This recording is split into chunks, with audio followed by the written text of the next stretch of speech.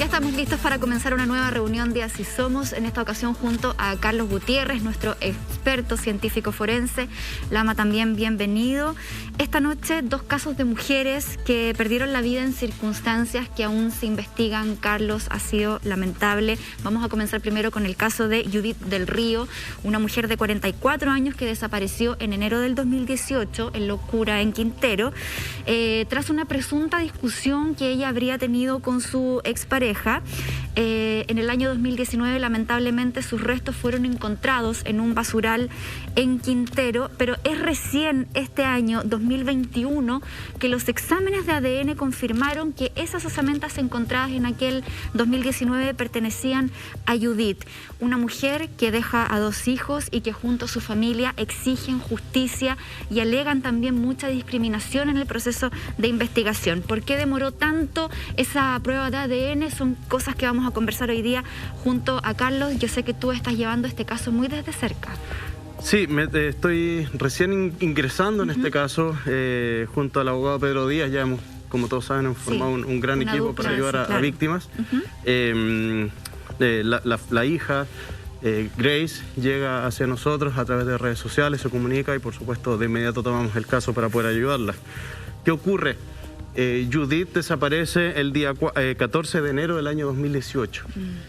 Desaparece en extrañas circunstancias. Ella estaba hablando por teléfono con una de sus amigas. Ella era muy amiga de sus amigas, entonces les comentaba absolutamente todo. Ella sufría de alguna especie de violencia con su pareja. Y cuando ella se aproxima y va llegando a la casa, esta amiga escucha unas cosas por el teléfono, se corta la comunicación y no se sabe absolutamente nada más de ella. Empieza este periplo de poder buscar qué pasa con Judith, empieza su hija a buscarla. Ella vivía en Quintero, la hija estaba acá en Santiago, y comienza esta búsqueda sin tener ninguna respuesta y volvemos a los mismos problemas que hemos hablado muchas veces en diversos casos en relación a problemas con el sistema de la Fiscalía, que no las consideraban por ser pobres, por ser de escasos recursos. Lo mismo pasó con la PDI. La PDI tuvo este caso durante mucho tiempo. Inclusive cuando aparecen algunos restos en este vertedero, el 4 de septiembre del 2019, es decir, casi un año, más de un año después, sí, claro. Aparece parte de un cuerpo y lamentablemente eso queda en el servicio médico legal, también sin identificar, y sigue la búsqueda de Judith. Y fue hasta el 22 de abril que se supo de este año, es decir, casi 3 años después, que ella siempre estuvo en el servicio médico legal. Perdón, a ver, convengamos algunas cosas. Hay 2 puntos que viste que son importantes. Primero, se entiende que hay violencia doméstica, por lo cual es una relación bastante tóxica. Algo que, digamos las cosas como son, se vive en muchos hogares y muchas veces la gente o la familia no se entera de ese nivel de violencia, no logra entender de repente por qué pasan las cosas en las relaciones. Ese es un punto importante. Y el segundo son 2 en realidad. A ver, cuando tú encuentras los restos de un cuerpo en un basural, ¿es porque no buscaron bien o es porque simplemente no buscaron? Por un lado. Y por otro, cuando nos enteramos de a quién pertenecen estos restos, la pregunta clave es, ¿el ADN lo hizo un caracol o se demora 2 años en poder entregar una determinación de ese tipo? Porque me parece que es ahí, si es que no es así, me parece que es ahí donde está ese clasismo intrínseco respecto a que algunos ciudadanos son de segunda y tercera clase y otros son de primera clase. Sin querer ser peyorativo ni mirar en menos, pero me parece que este tipo de casos son, tomando en cuenta el contexto en el que ocurren y lo que acabamos de conversar, más fáciles de poder rastrear que una operación en las Islas Vírgenes. Entonces, insisto, la pregunta es esa. ¿Lo hizo un caracol? ¿Es normal que no hayan encontrado nada y que un año después se encuentre un vertedero? Mira, ¿cómo se encuentran estos restos óseos? En la ciudad de Quintero, en diferentes zonas de la ciudad. Quintero es como una especie de ciudad, playa, un poco rural. Sí. Entonces es totalmente diferente a las ciudades normalmente que conocemos. De hecho, es casi una especie de península. Entonces, cuando la municipalidad deja diferentes contenedores de basura grandes para que la gente deposite y pasa su basura, y pasa un camión una vez a la semana, una vez cada semana y media, y retira estos grandes contenedores y los lleva a una zona, a un vertedero. En esa zona del vertedero hay un trabajador que revisa todos los desechos que se dejan ahí, porque solo se permite cierto tipo de desechos y otros de desechos no. Entonces él tiene que revisar qué tipo de basura se bota ahí. Perfecto. Este señor, haciendo muy bien su trabajo, y hay que felicitarlo, revisa una de las bolsas que viene de uno de estos contenedores, y al abrirla se encuentra con estos restos óseos. Oh, qué fuerte. Entonces de inmediato se sabe que son restos óseos, se llama de inmediato a la policía. Y lo importante de ahí, y cuál es esa gran pista que deja ese señor, este trabajador municipal, es que se sabe de dónde viene ese contenedor, se sabe cuál es el sector. El sector en donde se ubicaba. Perfecto. Bueno, como tú ya lo contabas, Carlos, Judith, una mujer de 44 años, sus cercanos la describen como una mujer alegre, tremendamente apañadora, el alma de la fiesta. Si bien ella tenía una situación económica bastante humilde, era una mujer muy trabajadora, muy cercana a sus hijas. De hecho, una de sus hijas, Grace, decía que ellas eran como las mejores amigas. Siempre se estaban comunicando por teléfono, si no se veían, se hablaban por redes sociales. De hecho, Judith, era muy activa en redes sociales. Entonces, cuando desaparece, rápidamente llama la atención porque no publicaba nada, y eso obviamente hizo encender las alarmas entre todos sus amigos y también sus familias. Y además hay otro dato, porque tú lo mencionabas. Ella se reencuentra a través de redes sociales con una amiga que conoce en unos trabajos manuales de encuadernación que estaban haciendo en Santiago, y bueno, producto después del mismo trabajo se separan y después se reencuentran, y la amiga le dice: te voy a ir a ver. Estaban hablando por teléfono, le dice: qué rico reencontrarme contigo, espérame. Y en eso se escucha como una discusión en donde esta amiga escucha gritos y le dice a Judith: no dejes que te traten mal. Y ella le responde: no, si es que de nuevo está dando jugo, haciendo referencia a su expareja. Luego de la desaparición, claro, a Grace y a su familia le llamó la atención que Judith no diera ningún tipo de señal de vida, y Judith va a la casa donde vivía, o sea, Grace va a la casa donde vivía Judith, y no encontró a nadie. De hecho, los vecinos dicen: no la hemos visto. La pareja dijo que Judith simplemente se había ido, así como desapareció de un día para otro, y nunca le dijo a nadie dónde había sido como su paradero, cosa que era extraño porque ella, ya lo decíamos, se comunicaba frecuentemente con toda su familia a través de las redes. Tenemos justamente unas declaraciones que hace Grace González, que es la hija de Judith. La pasamos a escuchar. La primera vez que fuimos a buscar a mi mamá, no había nadie. Y preguntando a los vecinos, nos enteramos que supuestamente ella se había ido. Y ahí fue que me pareció muy extraño, porque había pasado ya casi 3 meses y ella no había aparecido en Santiago y tampoco estaba allá. Entonces yo dije al tiro: aquí algo raro sucede. Y claro, no me quedé conforme con lo que ellos me dijeron, y yo entré a la casa, me metí a la casa a buscar cosas de ella. Yo dije inmediatamente: si aquí hay cosas de ella, es porque este tipo le hizo algo. Y claro, no había ropa, pero sí habían cosas de valor que eran de ella y que ella sí se hubiese llevado. Había una bicicleta incluso que yo le había regalado y que ella se la habría llevado, no la hubiese dejado ahí. Sí, yo creo que esa intuición familiar no falla. Llegar a la casa y ver las pertenencias, cuando una persona se va, por lo menos se lleva cosas que son importantes para ella, ¿cierto? Pega un llamadito. Es bien dolorosa la situación, Carlos. Sí, lo que pasa es que ahí está la mezcla, que todos los investigadores necesitamos esta ayuda por parte de las familias. Las familias son expertos en la persona desaparecida. Nadie mejor que ellos conoce a esa persona. Y nosotros somos expertos en buscar y en el proceso forense. Entonces, esa mixtura que debe existir entre ambas partes, familia y los expertos forenses y legales, es fundamental. Si eso no existe, se pierde esa información. Y es lo que ocurrió en este caso. se tenía mucha información, la misma hija lo está diciendo. Mi mamá no se llevó nada, eso no es normal. Especialmente cuando una persona tiene muy pocas cosas, es lo más preciado que uno tiene. Y eso no lo escuchó el fiscal en ese momento. Ahora hay otro fiscal, ese fiscal que tenía la causa en ese momento no lo escuchó. Eso no lo escuchó la PDI, que tenía la investigación en ese minuto, que ahora se excusa y dice que hicieron muchas diligencias. Pero en la carpeta investigativa no hay nada. Pero perdóname, hay algo que no entiendo. A ver, yo no soy investigador ni tampoco soy policía, pero tengo una cosa súper clara. Cuando una pareja se separa, la gente que rodea a esa pareja, los familiares, sí se enteran. Porque es lo primero que le voy a contar. Oye, ¿cómo estás? Me estoy separando. O acabamos de romper y yo me voy a ir, o él se va a ir de la casa. Y si tú llegas a este lugar, los vecinos dicen que se fue, nadie la vio irse. La pareja argumenta que lo dejó y tampoco nadie la vio irse. Están todas sus cosas en la casa. Perdóname, yo fuera policía tendría la mitad del caso resuelto. O sea, perdona, y van pasando meses. Ella habla que pasaron 3 meses. Entonces, insisto, acá, esto es, a ver, ya el hecho que no hagan la pega me molesta mucho, pero esto es como que te las están viendo. Es como, o sea, ¿qué queda para la justicia para casos que son más importantes? ¿Qué queda hacia adelante si no son capaces de, mirando estos pequeños elementos, de decir, ¿sabes que acá hay algo raro? Hay gato encerrado.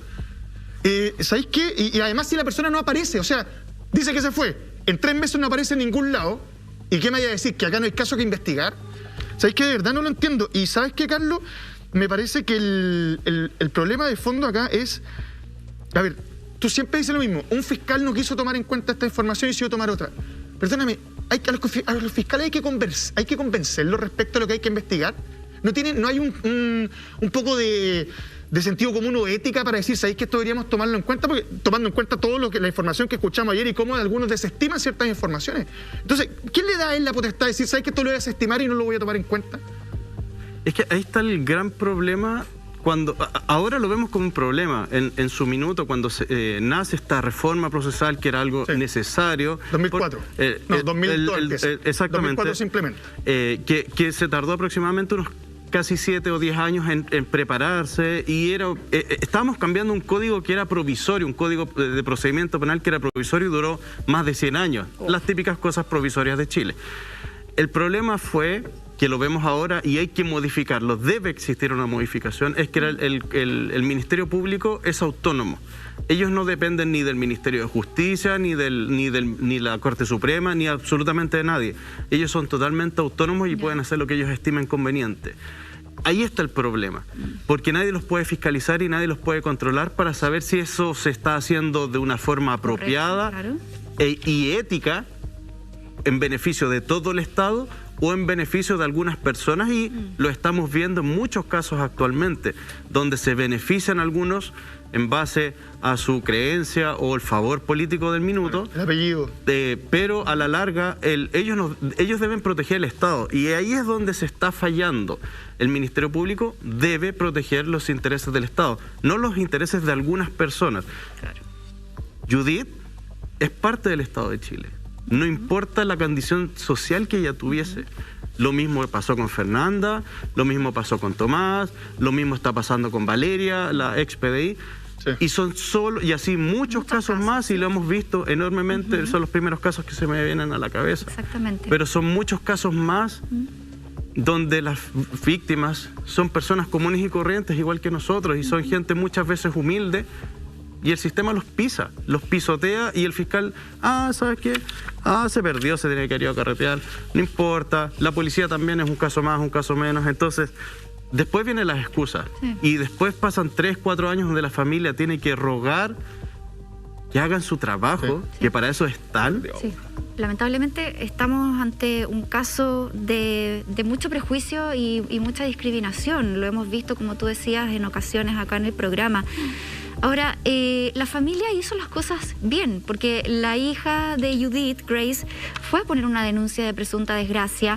También la familia y los amigos se organizaron para poner carteles con fotos de Judith en el sector, para ver si alguien había visto, que diera alguna información. pero ya la familia presentía que algo malo estaba pasando. De hecho, si ya nos vamos a las diligencias del caso y hablando ya en lo concreto, la PDI fue la que se hace cargo de estas primeras diligencias, y la familia desde ese día 1 y viendo cómo se fue realizando la investigación, queda muy disconforme con el trabajo que hace esta policía de investigaciones, porque claramente no fue una búsqueda activa y eficiente en estos primeros días, que sabemos que son vitales para poder encontrar a la persona, ojalá con vida. Y luego las cosas se fueron cada vez dilatando más. La carpeta investigativa, digo, no tenía muchos antecedentes cuando después se quiere indagar más en este caso. Y lo más curioso, Carlos, y aquí atención a lo que vamos a ver en pantalla, porque durante la búsqueda, Grace recibe un contacto, por decirlo menos, sospechoso. Alguien que la contacta a través de un perfil falso vía redes sociales, en donde le desliza lo siguiente. Mira, este desconocido le dice: tienes que buscar en 2 partes en ese lugar, hay 2 pozos y uno de ellos podrás encontrar algo. No entiendo por qué nunca encontraron nada, no lo entiendo, la casa es como una choza, algo así. Grace González dice: porque nunca buscaron bien. El desconocido: ella aparecerá, no como uno quiere, pero tienen que reabrir el caso, ese hombre fue muy malo con ella nunca se llevó nada de su casa. Acá uno podría inferir, Carlos, ¿quién es esta persona? ¿Será un vecino? ¿Será alguien que escuchó, que vio algo y que teme dar esta declaración, por ejemplo, ante las policías por miedo quizás a represalias, a que se conozca su identidad? Esto lo hemos visto en hartos casos también, que la gente trata de ayudar, de dar información, pero le da mucho miedo hacerlo de manera formal. No se quiere involucrar. No se quieren involucrar. Eso es un problema. Y de hecho es algo que debería llamarles la atención al Ministerio Público y a las policías, que no confían en ellos. Ese es el punto. Claro. Si alguien tiene una información, evidentemente, si confía en la institucionalidad, me refiero al Estado, claro, va a ir uno sin ningún problema y va a denunciar y no va a tener temor a represalias o que se sepa el nombre, etc. Esa es una opción. Otra opción es que este mensaje creado por este perfil falso haya sido realizado por el autor del crimen. Buen punto. Perdón, ahí quiero llegar. Perdona que quiere limpiar su conciencia. Exacto, perdón que te interrumpa. Ya que tú has estado en contacto con la familia, y en realidad, de todo lo que hemos conversado este rato, podemos hacernos una idea más o menos de quién era esta persona. ¿Tú podrías entregarnos más o menos el perfil de este personaje? ¿Una persona violenta? ¿Una persona que abusaba de algún tipo de sustancia? ¿Una persona que era temida por los vecinos que se encontraban alrededor? ¿De quién estamos hablando, Carlos? Es una persona que generalmente tenía violencia doméstica, verbal, física. Judith sufría esto y lo escuchó esa amiga. Y es una persona que llega a la vida de Judith. Judith era la dueña de la propiedad. Ella llega a una toma y se ponen a vivir ahí, y ella era dueña de casi todo lo que estaba ahí, de acuerdo a lo que me ha indicado la familia. Okay. Entonces esta persona llega a la vida de Judith y es una persona que no tiene una muy buena relación con ella. Entonces, de hecho, ella desaparece y es asesinada cuando está de pareja con ella. No estoy diciendo absolutamente nada ni estoy culpando a nadie. Por supuesto. Pero puede ser la última persona que la vio. ¿Él vive ahí todavía? No sabemos nada. No, no hay nadie viviendo ahí. No hay nadie viviendo ahí. No. Es un buen punto, porque uno podría tender a pensar que cuando una persona llega con lo opuesto, no tiene nada de malo, obvio, y desaparece la que era dueña de casa, y finalmente queda todo ahí, no queda mucho más que pensar. Si desaparece el amor de tu vida, ¿qué haces tú?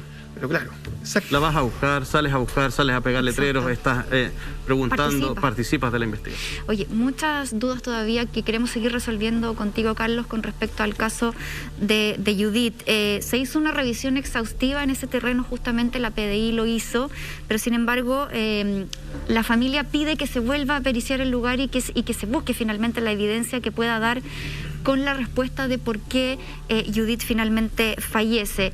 Eso implica gastos para la fiscalía. Queremos saber por qué las cosas se demoraron tanto, por qué demoró tanto el análisis de ADN.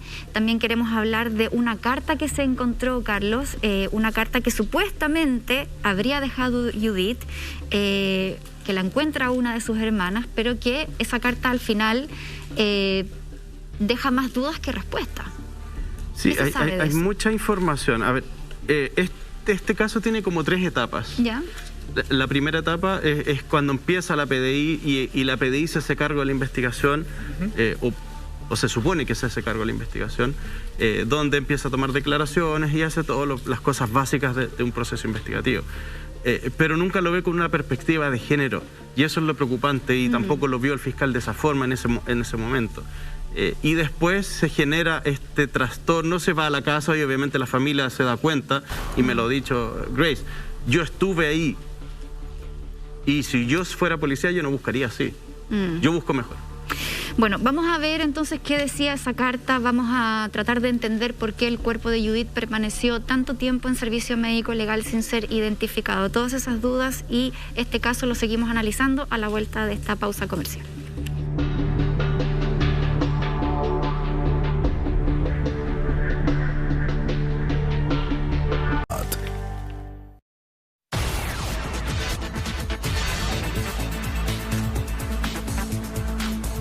Seguimos esta noche aquí en Así Somos analizando el caso de Judith del Río, esta mujer de 44 años que desaparece en el año 2018. Lamentablemente sus restos fueron hallados en el 2019 y recién este año se logró la identificación de sus osamentas. Ya vamos a continuar con eso, pero ¿sabes qué, Lama? Tengo una pregunta para ti. ¿Tú has tenido algún encuentro cercano con la tentación? Oye, ¿estás segura de querer escuchar esto? Ay, sí, pues cuenta, pues. Bueno, de hecho sí, y me pasó anoche. Deseé atreverme y probar una tentación, pero muy hot. Pero las nuevas salsas y los snacks picantes de Inferno. Una experiencia de placer y sabor. Inferno, Monty. Feel hot. Ahí está. Gracias, Inferno, por estar con nosotros cada noche aquí en Así Somos. Y ahora sí, retomamos este tremendo caso junto a nuestro experto forense, Carlos Gutiérrez. Habíamos quedado en la carta, Carlos, que se encontró. Una de las hermanas la encuentra y dice que la carta hacía una referencia a que él, refiriéndose a la expareja, la echaba del hogar, que ella se iba para dejarlo tranquilo, para que hiciese su vida, porque ella, Judith, no había sido suficiente para él. Claramente esta causa dejó muchas dudas, porque de inmediato se dieron cuenta que la letra no pertenecía a Judith. Sí, esa carta fue periciada, es parte de la investigación por razones obvias, porque salió hace muy poco el informe. Claro. No les puedo indicar cuál es el resultado. Está bien. Pero nosotros obviamente ya lo estamos analizando con Pedro Díaz para ver cuál es el mejor curso de acción. Si quedarnos con esa primera opinión o solicitar una segunda opinión para que ratifique en las conclusiones, o a ver si es que hay algún detalle que pueda cambiar el curso de la investigación desde ese punto de vista. O sea, un experto para revisar la caligrafía. Sí. Pero, a ver, entiendo que se necesita, como tú siempre dices, probarlo científicamente. No es su letra, perfecto. Pero también, y no sé, a lo mejor el sentido común no es lo mejor para la justicia, pero ¿cómo se va a ir ella de su propia casa para dejarlo a él, para que pueda seguir tranquilo, y ella dar un paso al costado y dejar todas sus pertenencias? O sea, oye, perdóname, ni el mejor samaritano que hay haría una cosa de ese tipo. Entonces, ya desde la perspectiva de lo que dice la carta, es contradictorio. Es brutalmente contradictorio. Entonces, insisto, yo entiendo que acá hay que probar todo y que uno es inocente hasta probar lo contrario, todo lo que queráis. Pero me parece que son cosas que se deberían tomar en cuenta. Sí, si yo tuviera esa carta en la mano y la leo, le digo, compadre, que tenemos un problema. Esto está al revés. Entonces, insisto, creo que acá hay una falta de empatía brutal al caso. Es más, ¿sabes que llevamos 27 semanas? O sea, llevamos 40 semanas del año y ya han muerto 27 mujeres. Y te hago una pregunta, ¿ha sido tema este año? Lamentablemente no. Y creo que debería ser tema siempre. Entonces, porque esto habla incluso no solamente del tema del clasismo, del tema de lo que pasa con la mujer, sino que además habla de un sistema que no funciona para ninguna arista. Inclusive para las aristas que tienen que ver con el tema económico. Entonces, insisto, no se aplican estos tipos de criterios para decir, ¿sabes qué? ¿Nos están viendo la cara con lo que dice la carta y se nota que es una carta falsa? ¿O tenés que demostrarlo con la caligrafía para que alguien la tome en cuenta dentro de la fiscalía? Lo que pasa es que el tema de análisis de documentos cuestionados es un proceso científico. ¿Qué es lo que yo vi que está faltando en ese informe que evacúa el Lavocar? Es que no se compara la letra de la víctima. Yeah. Entonces vamos a tener que encontrar algún tipo de letra o algún tipo de carta o algún tipo de escritura que haya dejado la víctima durante su vida para que se haga esa comparación y saber si realmente la letra es de ella o de otra persona, porque puede que esa letra o esa carta no la haya escrito el sospechoso principal, que es su expareja, pero él le puede haber pedido a otra persona que lo hiciera. O a ella misma la pudo haber obligado, ¿no? O la puede haber obligado y esa carta está escrita bajo presión. Por eso es importante siempre cuando se analiza un documento escrito por una persona, la primera comparación hay que hacerlo es con la letra de esa persona y después con otras posibles sospechosos que hayan realizado esa carta. Claro. Carlos, en septiembre del 2019, como ya lo hemos mencionado, se encuentran los restos de Judith del Río en un basural en Quintero. Tremenda situación. Y es el CEP de Carabineros quien toma ahora esta investigación, ¿cierto? Que en un principio partió con la PDI, después interviene Carabineros. Pero ellos hacen el hallazgo, ¿cierto? Van a dejar los restos al Servicio Médico Legal y hasta ahí queda todo congelado por 2 años, ¿cierto?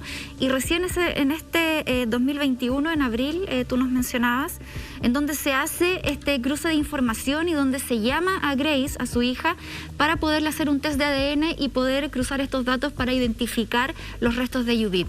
¿Por qué se demoran 2 años, Carlos? ¿Por qué el cuerpo o los restos permanecen? Están ahí como que da lo mismo, es como cualquier cosa. ¿Cómo no se le da importancia? Estamos hablando de restos humanos y a quien después también se le ocurre decir, ¿sabéis qué? Hagamos este cruce de información, porque a vista de uno, como persona de a pie que no entiende el tema, que no es experto, pucha, uno dice, el cruce de información es algo básico. Es lo que primero se debería hacer, ¿no? Sí, es algo básico que uno ve en la televisión y es el sentido común. Eso, sentido común. Sí, mucho de la investigación o mucha de la parte investigativa es gran parte del sentido común. Para aclarar un punto, se encuentran estos restos en el 2019, el 4 de septiembre, en ese vertedero. Llaman a la PDI sigue teniendo la causa en ese momento. Ya. Ellos van a la escena, analizan esto, se dan cuenta, llaman al Servicio Médico Legal y de hecho el día 5, el día siguiente de septiembre, va el equipo de derechos humanos del Servicio Médico Legal con antropólogos, arqueólogos al lugar para saber si se encuentran otros restos en el lugar porque no estaba completo el cuerpo. Ah, perdón, ¿el cuerpo no está completo? No está completo. Ya, y perdona que te interrumpa, pero ¿qué conclusión se saca de eso? ¿O qué conclusión podría tomar la policía respecto a...? Porque, perdóname, hasta aquí yo pensaba que habíamos encontrado el cuerpo completo. No. O sea, falta la mitad del cuerpo todavía. Sí, lamentablemente. Y perdóname, ¿la siguen buscando? Porque acá leímos anteriormente un mensaje que habla de un pozo. ¿Esos pozos los revisaron? ¿Cómo se tienen que revisar? ¿Se drenó el agua de ahí? ¿Se toma como una pista, aunque sea un perfil falso, una persona que necesita entregar una información, se toma en cuenta? Bueno, por algo estamos nosotros en la investigación ahora. Esa es la respuesta a todo. Ahí está la respuesta a todo. Pero, como te decía, el Servicio Médico Legal va a la PDI, ve esto, llega al Servicio Médico Legal local, local me refiero al de la quinta región, sí, levanta la evidencia, estos restos socios, va el organismo experto en derechos humanos del mismo Servicio Médico Legal al día siguiente, y llega al lugar dispuesto por el director del Servicio Médico Legal de la época, el doctor Rubio.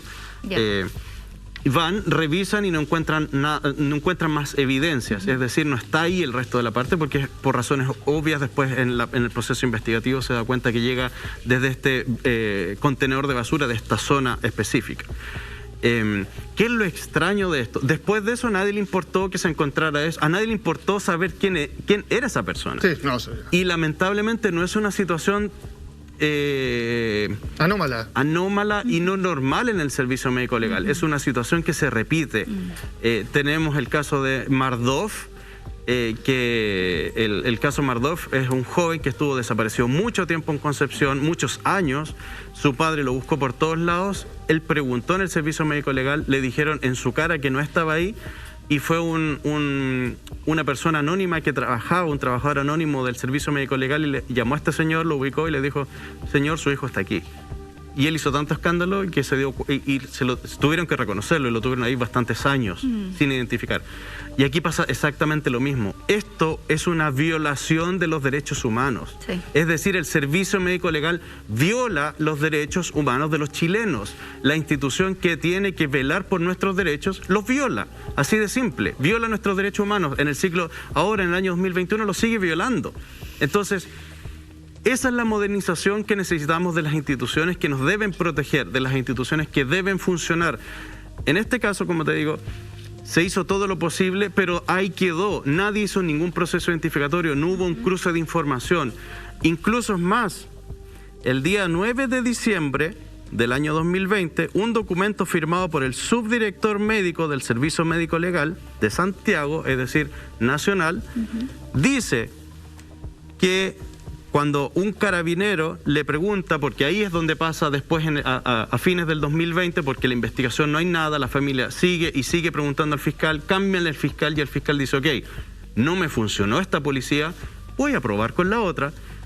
Y hay un funcionario del CEP oficia al Servicio Médico Legal preguntando si están Judith como NN en alguno de los servicios del país. Del país, claro. Y la respuesta es, no figura ingresada en nuestras bases de datos la persona anteriormente identificada. Es un documento oficial. Mira.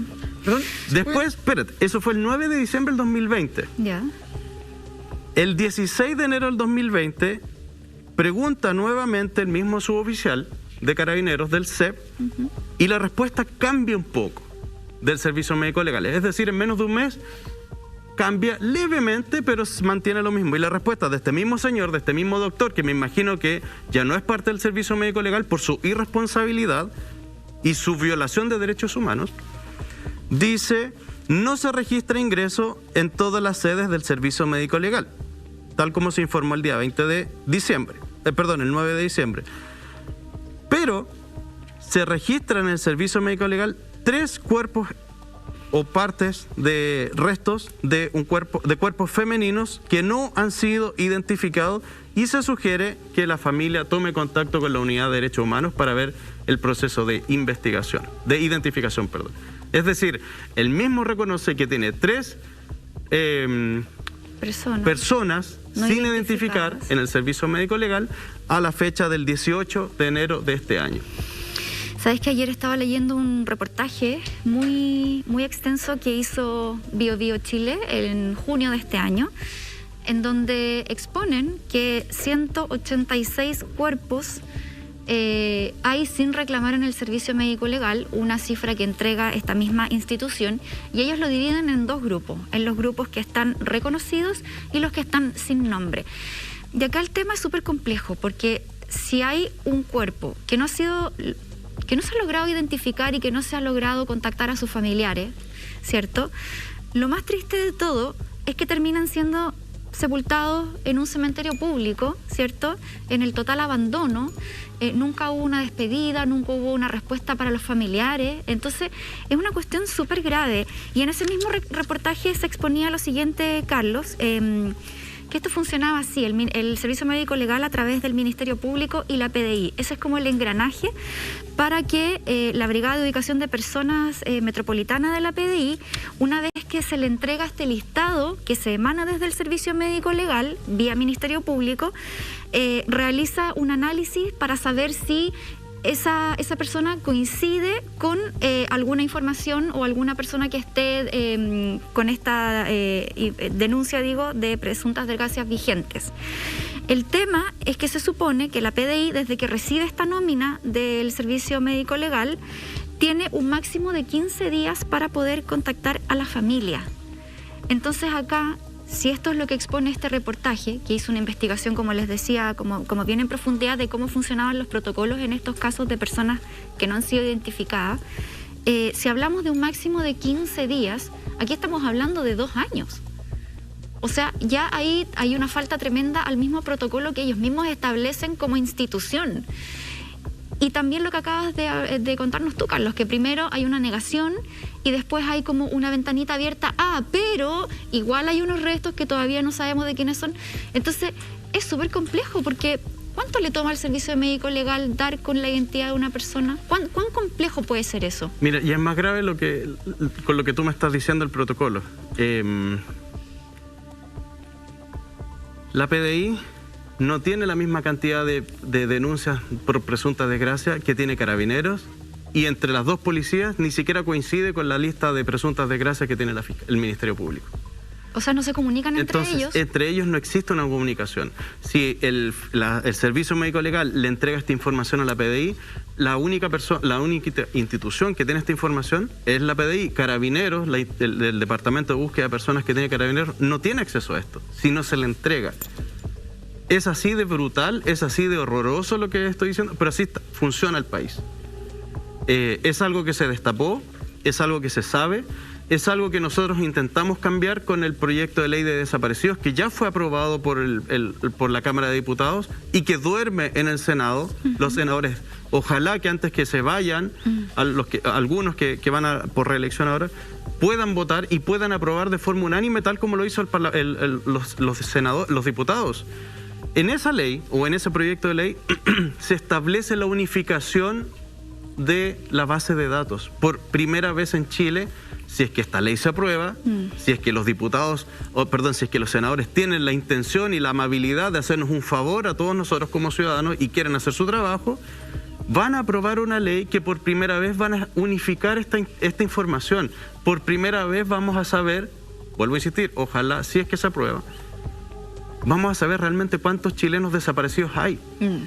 Y si se desaparece un chileno después que se ha publicado esa ley, hoy día, y su mamá o su papá, su familiar directo, va a denunciar a Carabineros, Investigaciones va a tener exactamente la misma información, el Servicio Médico Legal va a tener la misma información y el Ministerio Público va a tener lo mismo. Y también en esa ley se va a obligar a que el Servicio Médico Legal le haga el proceso de ADN e identificación a todos los restos y todas las personas desconocidas o ONN que lleguen al Servicio Médico Legal. Claro. Eso no lo hacen, eso no se hace ahora. Hay que decirlo, menos aparición en la tele para los senadores, más pega. Carlos, respecto a lo que habláis de la información, tenemos alguna información respecto al caso de Judith. Por un lado, una carta de la cual hay que ver su letra. Un cuerpo que aparece mutilado un año después. Un personaje que argumenta que, a pesar de la violencia doméstica que vivían, ella se fue y le dejó todo. Pero ella era muy buena para ocupar su teléfono celular. Constantemente se mantenía en contacto con la gente que quería y usaba distintas redes sociales. Hemos aprendido contigo que gracias al teléfono podemos ir cuadrando cuando una persona desaparece. Y si alguien se va y deja de su propiedad, perdón, el teléfono se lo lleva. Porque si tú te vas, igual te va a contactar con tu familia. No es que tú te vayas de la casa después que rompes con tu pareja y tu familia queda fuera de tu vida. ¿Se sabe dónde está el teléfono?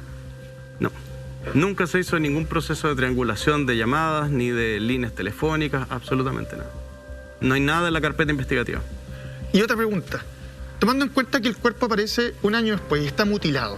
Esto es, no, olvídate lo que investigó la policía, en base a tu experiencia solamente. Y lo que puedas obviamente relatar. ¿Qué podrías concluir? Ese cuerpo estuvo un año en ese basurero, apareció, fue dejado ahí una semana después. Porque si además falta una parte, esa parte estará todavía en poder de la persona que cometió este fatal asesinato, o está en el pozo, el cual argumenta una fuente anónima que no quiere que no quiere identificarse. Mira, el cuerpo llega a este vertedero, el mismo día es descubierto. Eso es una muy buena información. Es decir, llega en este contenedor y se deja ahí. Ya se nos acorta el proceso de cuándo se depositó estos restos en ese contenedor, porque el contenedor generalmente es limpiado a lo menos cada 2 semanas. Entonces ya tenemos un periodo de 2 semanas, sabemos dónde está localizado, entonces era fácil de poder ubicar, ok, el contenedor está aquí, veamos qué cámara tenemos alrededor, quién depositó esta bolsa, porque sabemos qué bolsa es, qué color es, pero no hicieron nada de eso. Incluso, Carlos... ¿Hay cámaras también? Deberían haber, si estamos en una ciudad. Sí, claro, se supone que algunas veces las ponen, pero no funcionan, ¿ah? Incluso esa misma bolsa que contenía los restos de Judith podría ser periciada como para encontrar un posible ADN de su agresor. Por supuesto, debería haber sido periciada. ¿Ya? Para levantar huellas, ADN, restos de tierra, para saber de qué zona fue enterrada, de qué zona fue desenterrada y depositada en ese lugar. Claro, porque el estudio de los suelos también habla mucho y son todos distintos. Ha pasado tiempo. ¿Esa evidencia podría obtenerse incluso 3 años después? Nosotros vamos a periciar todo lo que sea necesario. Ojalá que esté. Ojalá que la hayan preservado. Ojalá que la Policía de Investigaciones hayan preservado esa evidencia. Y con lo que se tiene... Si no, sería una gran negligencia. Pero nuevamente. Exacto. Y con lo que se tiene del cuerpo de Judith hasta ahora, ¿se puede establecer una causa de muerte? De acuerdo a lo que estableció el Servicio Médico Legal, aún no. No sabemos por qué. De hecho, en la carpeta investigativa no está o no tenemos acceso nosotros, a lo menos, o una supuesta autopsia de esos restos, entonces no sabemos si presenta alguna lesión, en qué condiciones estaba. Sí hay evidencia que fue encontrada junto a él, asociada a estos restos. Entonces, el CEP ha hecho muy buen trabajo. Yo creo que aprendieron mucho de los errores cometidos con el caso de Fernanda Maciel, han mejorado bastante sus procedimientos, y ellos sí analizaron y revisaron la propiedad, sí entraron a la propiedad y sí la revisaron, estos famosos pozos también. Pero falta mucha información, faltan muchos antecedentes. Tenemos que reconstruir un caso que hay una desaparición en el año 2018. Sí, son 3 años. Entonces bastante tiempo y hay que realizar esa reconstrucción, ir hacia atrás, obviamente ver dónde está esa persona que era la pareja, que es la última persona que la ve con vida. ¿No está en la casa? No está en la casa. ¿Él está, por decirlo así, desaparecido? ¿No se conoce su paradero? Se pudo ubicar, Carabineros, vuelvo a insistir, en este caso ha hecho un muy buen trabajo, logró ubicar a esta persona, logró dar con él. No vive en la región, ya no está en esa región. ¿Se fue a la región? Sí, se fue a la región. O sea, anda paseándose libremente por quizás dónde. En vez de buscar al asesino de su pareja. Ay, qué tremendo. ¿Sabes qué? La familia de Judith reaccionó, por supuesto. Ellos acusan negligencia, discriminación y exigen justicia. Escuchemos lo que dijo nuevamente Grace, la hija de Judith. Miren, pongan la atención. La verdad es que yo sí siento que aquí hubo una discriminación y también hubo negligencia de parte de la fiscalía, porque ellos siempre pensaron que mi mamá andaba por ahí y eso no fue así. Desde un principio yo creí que a ella le había sucedido algo por el tiempo que había transcurrido y que ella no daba señales. Bueno, nosotros solo exigimos como familia que esto se solucione pronto y que él o los culpables paguen, porque no podemos permitir que un asesino ande suelto por ahí. Lo hizo una vez, lo puede seguir haciendo, por eso mucha gente desaparece a diario y no lo podemos permitir, no podemos seguir aceptando esta situación. Siento que la justicia está en deuda con nosotros y que por favor les pido que esta vez hagan las cosas bien y que se investigue a la persona que es el principal sospechoso, pero que se le investigue de verdad, porque él es el que sabe todo lo que sucedió. Ya lo decía Grace, a quien veíamos en pantalla, hija de Judith, la justicia está en deuda con nosotros. Un caso que se pudo haber esclarecido hace 2 años, sin embargo, por este proceso dilatado que hemos visto y cómo ha operado la justicia en otros casos también, no se obtuvo respuesta porque a nadie se le ocurrió cruzar datos en estos 2 años y sin embargo ahora todavía quedan muchas preguntas abiertas en el caso de Judith. ¿Cómo murió? ¿Quiénes son los responsables? Esperemos que las investigaciones puedan dar estas respuestas que tanto necesita su familia. Algo muy breve y para seguir con la línea de locura que está haciendo este caso. El CEP encontró mucha evidencia, ha hecho muy buen trabajo y adivinen qué pasó ahora. ¿Qué pasó? Le pasaron la causa nuevamente a la PDI. Se la quitan a Carabineros, que hizo todo el trabajo, y ahora se la vuelven a pasar a la PDI. Ay, Carlos, de verdad, un caso que de todo corazón esperamos se pueda resolver para que la familia logre hacer justicia. Le mandamos un abrazo apretado a Grace y a toda su familia. Nos vamos a un corte y a la vuelta, nuevos antecedentes del caso de Nayara Bit los analizamos aquí en Así Somos. Bueno.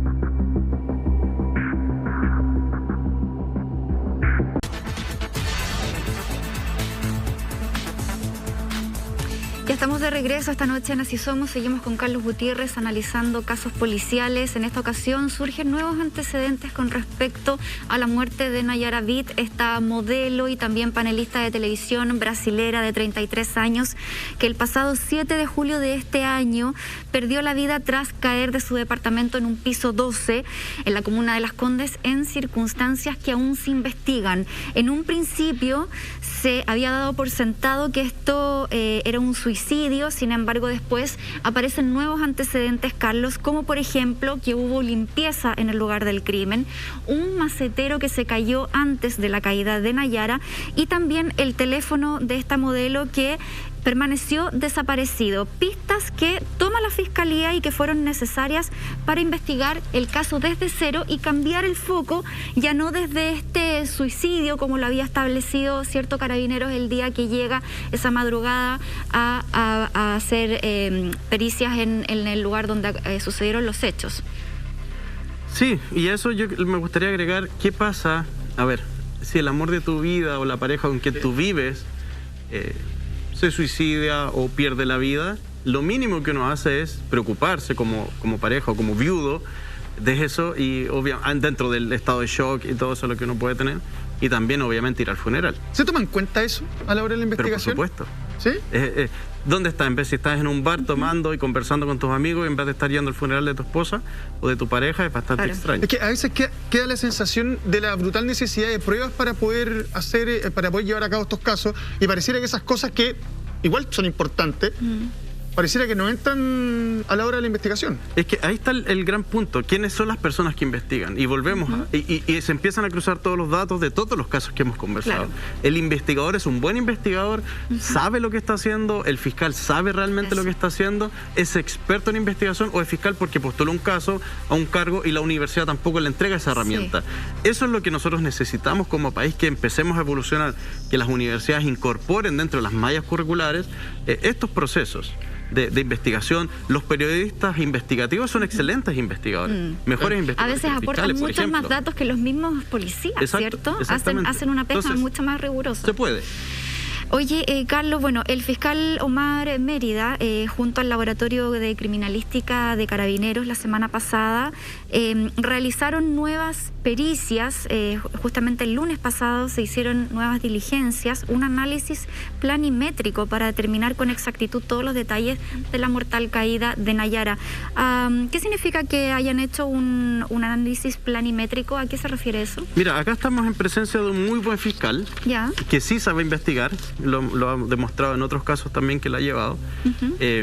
Y el análisis planimétrico va a servir independiente, y esto yo siempre se los he dicho: si una persona altera la escena del crimen porque se le ocurrió, porque tuvo tiempo de borrar evidencia, no importa, siempre la escena va a hablar, siempre va a haber algo. Lo importante es que la persona que lo está viendo tenga la interpretación o lo sepa interpretar.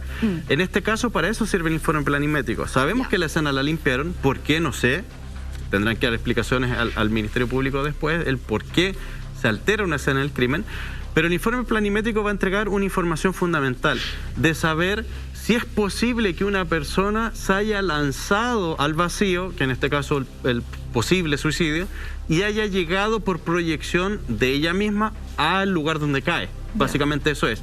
Entonces, además de la malla, ¿no? Además de la malla, se tienen que tomar todos esos factores. Se hacen muchos cálculos. La malla rota que estaba en el departamento de abajo. De abajo, exactamente. El por qué está rota, si estaba rota de antes, estaba rota en el proceso. ¿Por qué cae este macetero? ¿Con qué fuerza cae ese macetero? Si yo lanzo y proyecto algo con ese peso, ¿cuál es la máxima proyección que puede lograr? ¿Cuál es la mínima proyección que puede lograr? Es diferente que algo caiga al vacío a que algo se proyecta al vacío o se empuje hacia el vacío. Claro, la distancia y la trayectoria es diferente. Es diferente. Perdón, a ver, estamos hablando de una escena del crimen que fue limpiada, ¿ya? A mí me parece que acá es donde se aplican criterios que son dispares, porque así como se asume que cuando hay un accidente automovilístico y la persona que provocó el accidente escapa, uno puede asumir que esa persona está con los efectos del alcohol. En el fondo está tratando de salvarse de la sanción que viene posteriormente. Si yo soy la policía, la quien sea, y llego a la escena del crimen y está limpia, esa persona debería pasar inmediatamente a prisión preventiva, ¿no? Claro, es que esas son las modificaciones que tenemos que tener en nuestro Código Penal, que es el ente sancionador, el documento que nos guiamos todos en todos los países para ver cuál es la sanción por cometer un delito. Es un código de 1800. Entonces, evidentemente, no está actualizado y necesita una actualización urgente por todos los delitos que ya conocemos.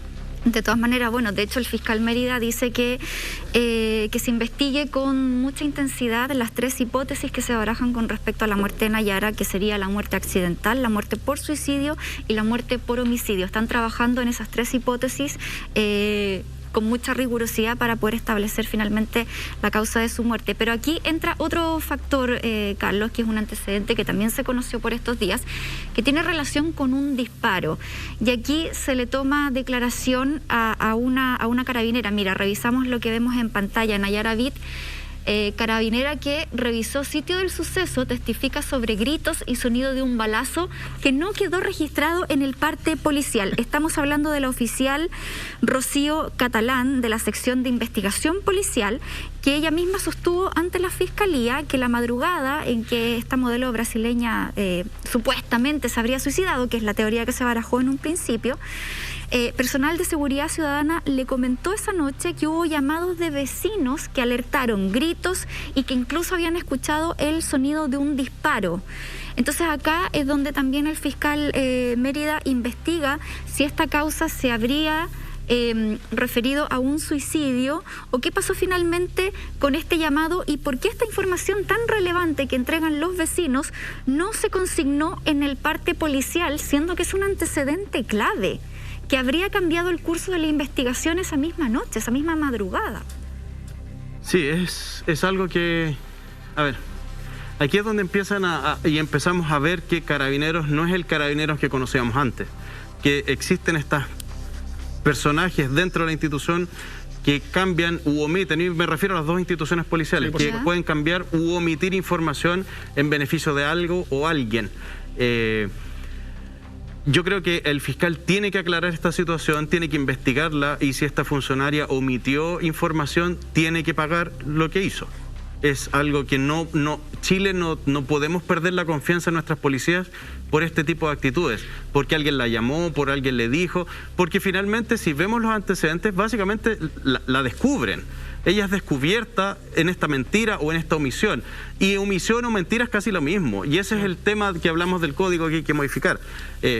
Están los registros de los llamados telefónicos en la Central de Seguridad Municipal.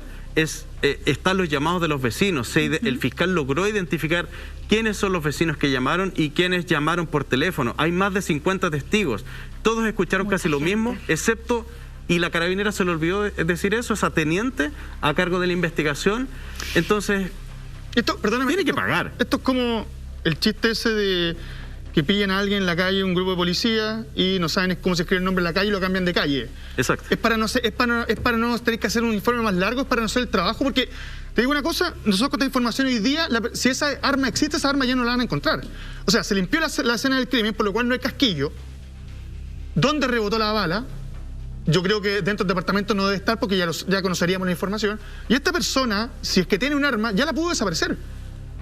Entonces, acá se acaba de perder una pieza importante del puzzle solamente porque alguien decide omitir por no hacer el informe o considera que a lo mejor no es una prueba lo suficientemente importante, o, digamos las cosas como son, esto pasó en Las Condes y a lo mejor el hombre que están poniendo contra la palestra está muy bien conectado, porque digamos las cosas como son, este caso pasó de estar en todos los medios a que no se hablara más y hoy nuevamente lo retomamos. ¿Qué se puede concluir respecto a este tipo de cosas? Mira, independiente que haya sido una omisión, que se le olvidó, que quiera cerrar el caso, esa persona no puede estar en Carabineros. Así de simple. No merece vestir el uniforme. No merece la confianza de todos los chilenos, porque los chilenos confiamos en nuestras policías. Confiamos en los hombres y las mujeres que trabajan ahí para que hagan su trabajo. Si omitió, obviamente es un delito grave y lo está haciendo de forma consciente para encubrir a alguien. Fuera. Si se le olvida o no sabe, no sirve para el trabajo, fuera. Así de simple, no sabe hacer su trabajo. Es un caso... todos los casos son importantes. Entonces, si en este caso puntual, que están todos los medios de comunicación, que la persona fallecida, una persona conocida, el otro involucrado también es una persona conocida, si a ese nivel a ella se le olvida hacer una información o entregar esa información, ¿qué queda para el caso de la señora, como lo veíamos en el caso anterior, una persona humilde? No los consideran. Entonces, se tiene que ir de la institución y punto. Claro, y otro dato que también llama la atención, que dice que ni los funcionarios municipales ni ella supieron bien cuántos llamados habían entrado esa noche a la central. O sea, son llamados que deberían quedar registrados, grabados, ¿cierto? Para después poder hacer un análisis. Y acá, Carlos, ¿no lo graban? Yo me imagino que a ti te llaman de repente y se estamos grabando la conversación. Uno asume que si te está grabando una empresa privada, la policía debe tener todo registrado, ¿no?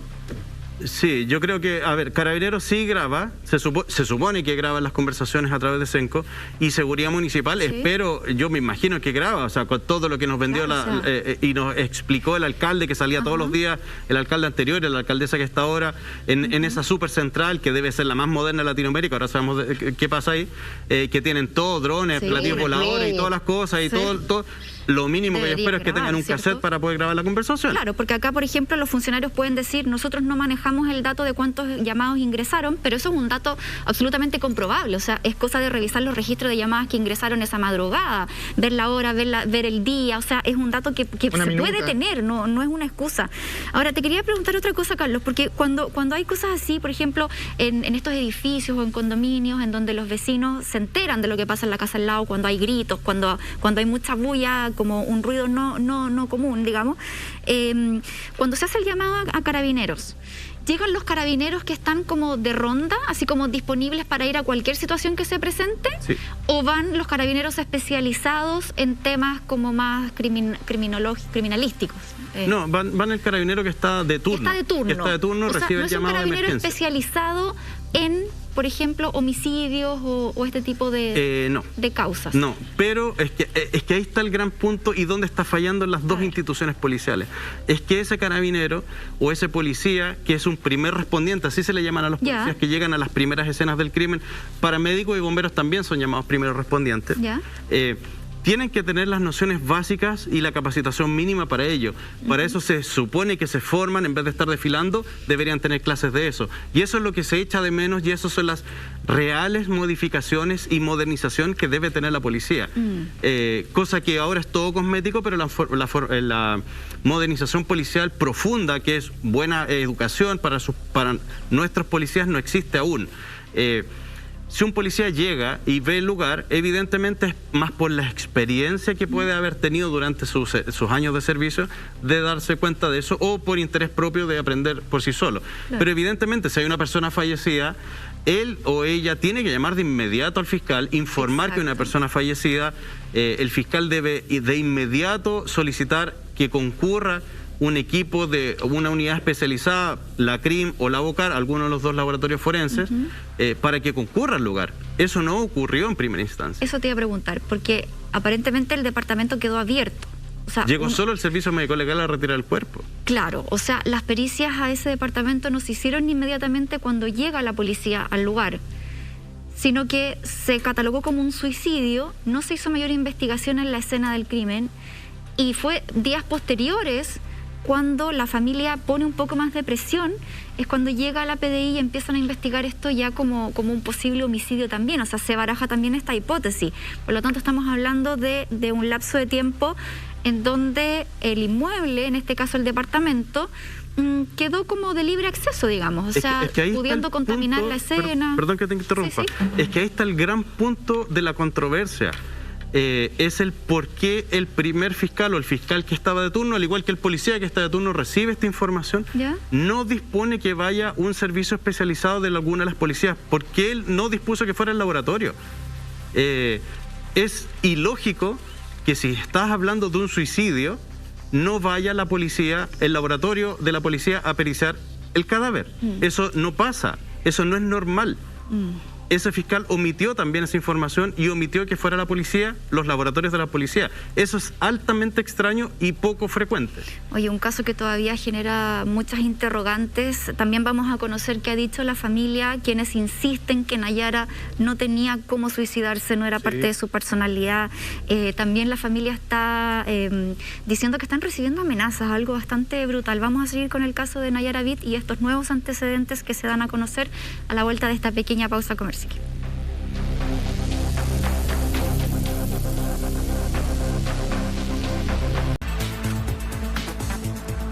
Ya estamos de regreso junto a ustedes, vamos a seguir analizando los últimos antecedentes sobre el caso de Nayara Vid.